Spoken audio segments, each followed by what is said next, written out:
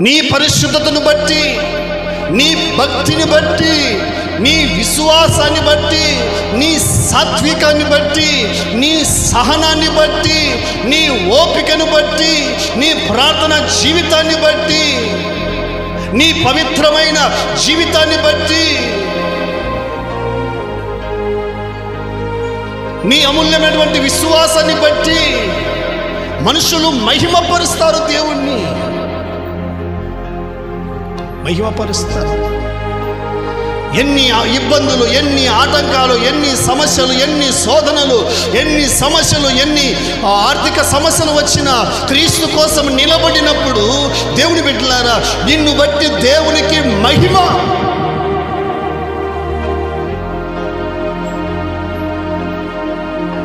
పడిపోకుండా, అలసిపోకుండా, ఓడిపోకుండా, పారిపోకుండా క్రీస్తు కోసం నిలబడినప్పుడు